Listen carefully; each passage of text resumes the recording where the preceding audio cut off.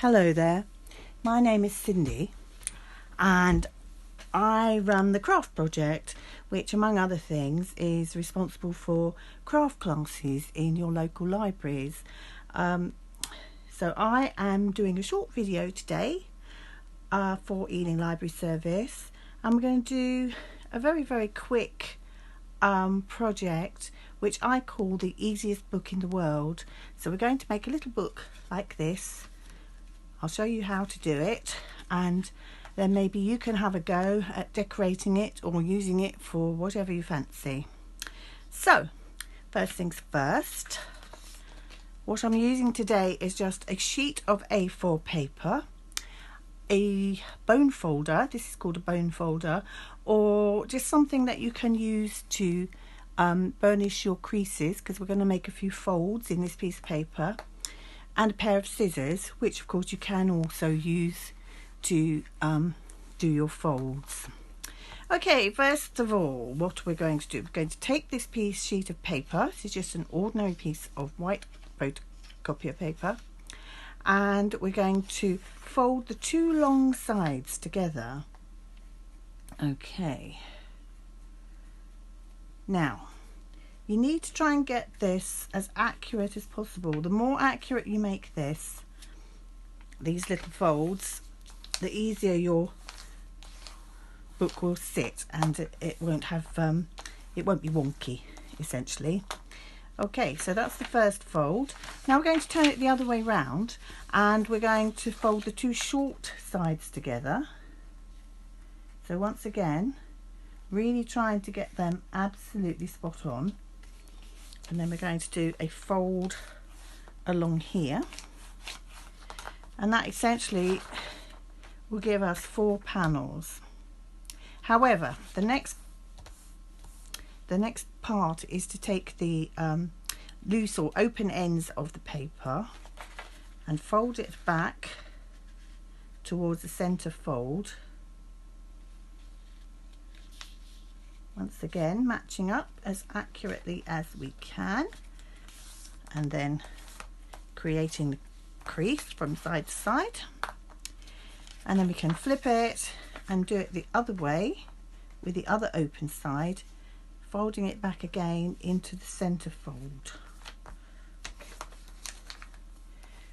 Right, so when we've gone that far, you should essentially end up with something that looks a bit like a W or an M, depending which way round you're holding your piece of paper. And what we're going to do now is we're going to make a cut along this central fold line through both sheets of paper at the same time until we reach this fold here. Okay, don't go any further, else you'll just end up with 2 pieces of paper. So taking our scissors and working out where that line is, difficult with all these lights, just trying to show you. Okay, and then we go right into the center. Okay, and you should have something like this. All you need to do now is turn those 2 panels round like that, and then basically fold over. I usually find that there's one way where it works the best, so I'm not going to tell you to do it one way or the other, just go with which one seems to line up the best. And there you have it, that's your little book. Now that will give you 6 pages inside to decorate or whatever, and a front and back cover, although you can of course put it inside another cover should you wish to do so. You can use other sizes of paper.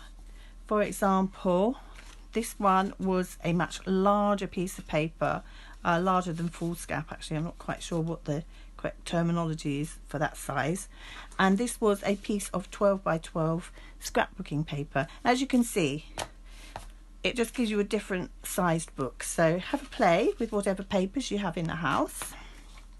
And here's some ideas of other things. This one was done making using a pattern paper, and obviously that gives you a different kind of background. And this is a book that I've completed, and I've done some artwork in here using stamps and watercolours and various things, just my sort of stuff that I do. And then this is another one.